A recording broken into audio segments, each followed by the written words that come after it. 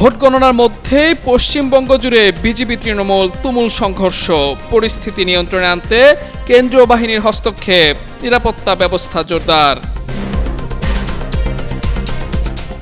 বিধানসভা নির্বাচনে তৃণমূলের 15 মন্ত্রীর ভরাডুবি, বাংলায় গেরুয়া ঝড়ে কোণঠাসা মমতা, 15 বছর পর হারের পথে তৃণমূল কংগ্রেস। বদলে যাচ্ছে পশ্চিমবঙ্গের ইতিহাস, এক সময় নিজ দলের হাতিয়ার শুভেন্দুর কাছে কপোকাত মমতা। মুখ্যমন্ত্রী হওয়ার পথে থালাপতি বিজয়, সিনেমার মতোই এন্ট্রি নিলেন রাজনীতিতে। তামিল রাজনীতিতে নতুন যুগের শুরু।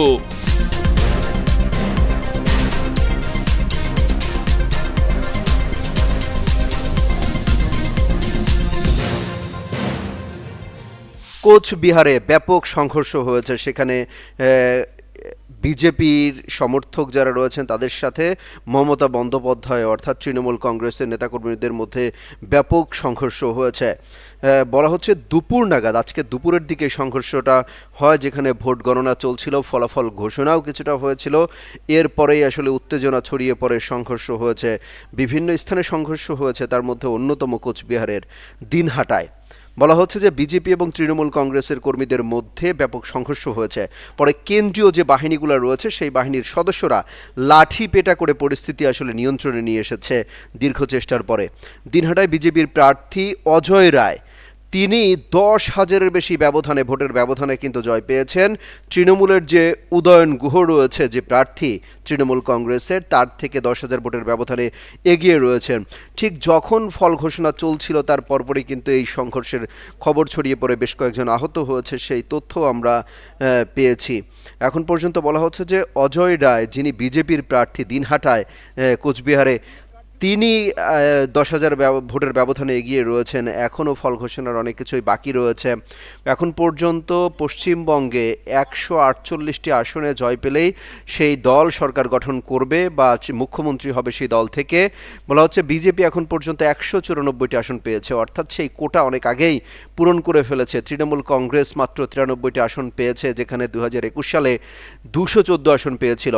আরেকটা তথ্য জানিয়ে রাখি, সেটি হচ্ছে বিজেপির সমর্থক যারা রয়েছেন তারা তৃণমূল কংগ্রেসের যে মুখ্যমন্ত্রী ছিলেন পশ্চিমবঙ্গে মমতা ব্যানার্জি, কলকাতায় তার বাড়ির সামনে জয় শ্রীরাম স্লোগান দিয়েছেন। অর্থাৎ এক প্রকার উচ্ছ্বাস প্রকাশ করছেন বিজেপির সমর্থকরা। তারা মিষ্টি বিতরণ করছেন, বিভিন্ন জায়গায় জয় পরাজয়ের জয়ের জন্য স্লোগানও দিচ্ছেন। এখন পর্যন্ত দর্শক আপনাদেরকে জানাচ্ছিলাম যে থালাপতি বিজয়, তিনি তামিলনাড়ু থেকে বিপুল ভোটের ব্যবধানে কিন্তু জয় পেয়েছেন। অর্থাৎ তার যে দল রয়েছে, তার দল 137 আসনে এগিয়ে রয়েছে। 118টা আসন পাওয়ার প্রয়োজন ছিল, সেখানে 137টি আসন পেয়েছে। দর্শক, আমরা এক নজরে আরেকটু জানিয়ে দিতে চাই এই মুহূর্তে এই সংঘর্ষের খবর তো বলছিলাম যে কোচবিহারে সংঘর্ষ চলছে, সেখানে আরেকটু জানিয়ে দিতে চাই কোন দল কত আসন পেয়ে এখন পর্যন্ত এগিয়ে রয়েছে আজকের এই নির্বাচনে। এখন পর্যন্ত বিধানসভা নির্বাচনের যে ফল ঘোষণা চলছে, সেখানে কোন দল কতটুক এগিয়ে রয়েছে সেই তথ্যটা আমরা দিয়ে আসতে চাই আরেকবার। পশ্চিমবঙ্গের হিসেবটা যদি বলছিলাম, আবারও বলি যুগান্তরের দর্শকদের জন্য, পশ্চিমবঙ্গের এই মুহূর্তে বিজেপি পেয়েছে 193টি আসন পেয়েছে, এবং তৃণমূল কংগ্রেস অর্থাৎ মমতা ব্যানার্জির যে দল রয়েছে তিনি পেয়েছেন মাত্র 94টি আসন, যা 2021 সালের তুলনায় 120টি আসন কম রয়েছে। এখানে কংগ্রেস মাত্র 2টি আসন পেয়েছে, যেখানে 2021 সালে তারা কোনো আসনই পায়নি। অর্থাৎ পশ্চিমবঙ্গে কংগ্রেস রীতিমতো তাদেরকে শূন্য পকেটে ফিরিয়ে দিয়েছিল 21 সালে। এবার অবশ্য শূন্য পকেটে ফেরায়নি, অন্তত 2টি আসন দিয়েছে কংগ্রেসকে। একই সাথে তামিলনাড়ুর চিত্রর যদি কথা বলি, সেখানে টিভিকে অর্থাৎ অভিষেকেই বলা যায় একটা বাজিমাত করে দিয়েছেন থালাপতি বিজয়। তিনি এখন পর্যন্ত এখানে এনডিটিভির তথ্য বলছি আমরা, যদিও অন্যান্য তথ্য অনুযায়ী আমরা জানতে পারছি যে 137টি আসন পেয়ে গেছে অলরেডি টিভিকে থালাপতি বিজয়ের দল। তবে এনডিটিভি কিছুটা ধীর গতিতে তারা ফলাফল দিচ্ছে। তারা বলছে এখন পর্যন্ত 105টি আসনে জয়লাভ করেছে 118টি আসন পেলেই তারা সরকার গঠন করবে। সবাইকে নমস্কার জানিয়ে বলছি, প্লিজ দয়া করে কেউ কাউন্টিং। তৃণমূল কংগ্রেসের ঘাঁটি যেন পশ্চিমবঙ্গ। দীর্ঘ 15 বছর ধরে সেখানেই একচেটিয়াভাবে শাসন করছিল মমতা ব্যানার্জির দল। এমনকি পশ্চিমবঙ্গে প্রথম নারী মুখ্যমন্ত্রী হিসেবেও তার ছিল বেশ শক্তিশালী অবস্থান। তবে চলমান বিধানসভা নির্বাচনের মধ্য দিয়ে এক যুগেরও বেশি সময় পর ঘটতে যাচ্ছে পরিবর্তন। এবার মমতার তৃণমূল কংগ্রেসকে ডুবিয়ে প্রথমবারের মতো পশ্চিমবঙ্গে সরকার গঠন করছে বিজেপি। এর মধ্য দিয়ে দীর্ঘ 15 বছর পর হারের মুখ দেখছেন প্রথমেই নারী মুখ্যমন্ত্রী। সোমবার সকাল 8টা থেকে পশ্চিমবঙ্গ বিধানসভার 294 আসনের মধ্যে 293টি আসনের ভোট গণনা শুরু হয়। সকাল থেকে দুপুর 12টা পর্যন্ত ভোটে অব্যাহত ছিল বিজেপির অগ্রগতি। তৃণমূল কংগ্রেস লড়াইয়ে থাকলেও বিজেপিকে টপকে তারা এখনও এগিয়ে যাওয়ার মতো সম্ভাবনা জাগাতে পারেনি। এই অগ্রগতিতে ছেদ না পড়লে এই প্রথম পশ্চিমবঙ্গে বিজেপির ক্ষমতাসীন হওয়া মোটামুটি নিশ্চিত বলা যায়। 15 বছর সরকারে থাকার ফলে সরকারের প্রতি সাধারণ মানুষের স্বাভাবিক যে ক্ষোভ থাকে, বিজেপি তাকে প্রচারে কাজে লাগিয়েছে। বাংলাদেশের প্রথম 5D AI ইনভার্টার যুক্ত সর্বোচ্চ বিদ্যুৎ সাশ্রয়ী যমুনা এয়ার কন্ডিশনার। পাশাপাশি নগদ প্রাপ্তির রাজনীতির মোকাবিলাও বিজেপি করেছে ডোল রাজনীতির মাধ্যমে। সব মিলিয়ে কেল্লাফতের পথে এগিয়ে চলছে বিজেপি। দুপুর 12টাতেই রাজ্য জুড়ে শুরু হয়ে গেছে গেরুয়া আবির উৎসব।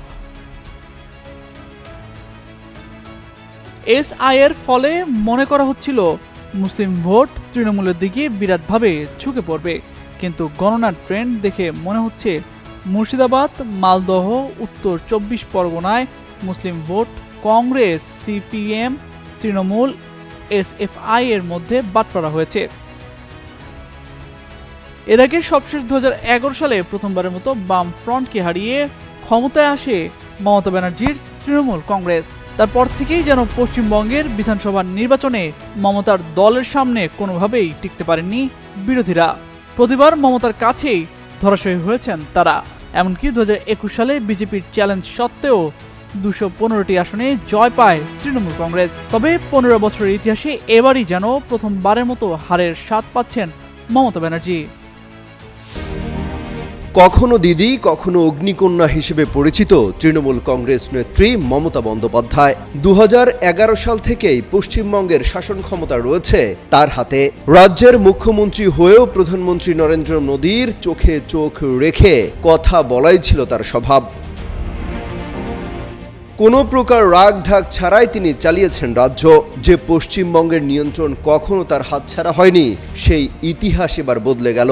পশ্চিমবঙ্গে সরকার গঠন করছে মোদীর দল বিজেপি। এখানে দিদি মমতাকে কুপোকাত করে দিয়েছে একসময় তার দলেরই বড় হাতিয়ার শুভেন্দু অধিকারী, যিনি কিনা 2019 সাল পর্যন্ত তৃণমূল কংগ্রেসে ছিল। পরে বিজেপিতে যোগ দিয়ে হয়ে ওঠে মমতারই সবচেয়ে বড় প্রতিপক্ষ। গত নির্বাচনে খুব বেশি পাত্তা না পেলেও এবার সবাইকে অবাক করে দিয়েছেন শুভেন্দু। যদিও এখনও পরাজয় মেনে নিতে নারাজ মমতা ব্যানার্জি। এরই মধ্যে সামাজিক যোগাযোগ মাধ্যম ফেসবুকে জরুরি বার্তা দিয়েছেন মমতা। তিনি তার নেতাকর্মীদের বলেছেন, কেউ কেন্দ্র ছেড়ে যাবেন না। ভোট গণনা এখন অনেক বাকি। অন্তত 90 থেকে 100 আসনে তারা এগিয়ে রয়েছে, যেখানে ফলাফল ঘোষণা করা হচ্ছে না। এটা বিজেপির চক্রান্ত বলে অভিযোগ করেছেন তিনি। দয়া করে কেউ কাউন্টিং এজেন্টরা এবং প্রার্থী ক্যান্ডিডেটরা তারা ভোটিং এলাকা ছেড়ে আসবেন না। বিজেপির কাছে প্রথমবারের মতো তৃণমূলের এমন ভরাডুবি কেন, সেটা নিয়েও প্রশ্ন উঠেছে।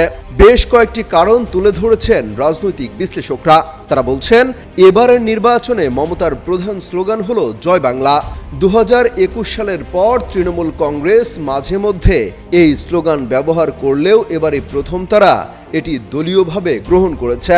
এ নিয়ে শুভেন্দু অধিকারী বলেছেন, জয় বাংলা স্লোগান ভারতের নয়, এটি বাংলাদেশের এবং এই স্লোগান ভারতে চলবে না। তবে মমতা বন্দ্যোপাধ্যায় নিজের সিদ্ধান্তে অনড় থেকে দৃঢ়ভাবে বলেছেন, তিনি জয় বাংলা স্লোগান একবার নয়, 1000 বার বলবেন, লাখো বার বলবেন।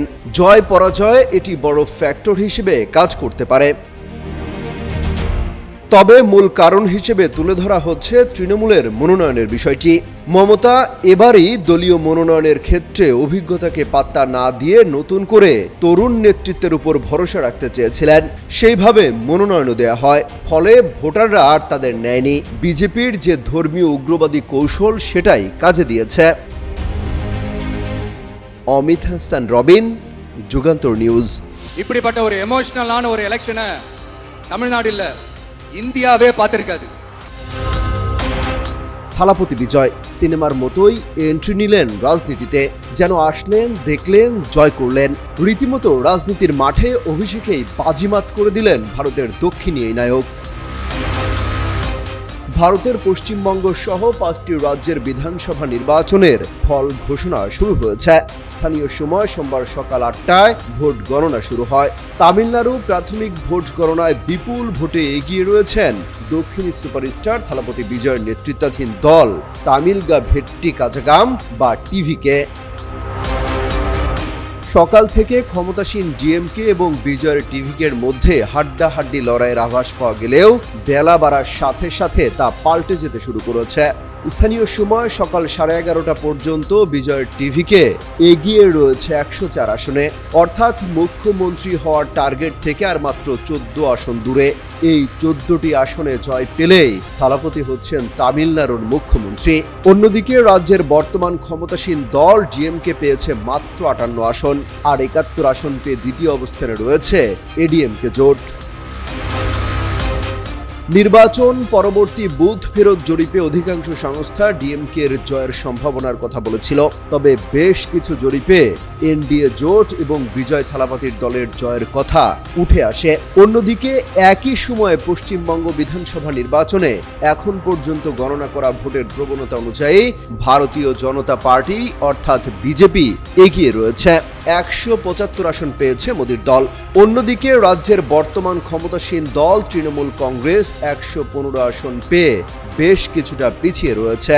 এছাড়া আসামে বিজেপি জোট 93 আসনে এবং কংগ্রেস জোট মাত্র 25 আসন পেয়েছে এখন পর্যন্ত। অমিত হাসান রবিন, যুগান্তর নিউজ।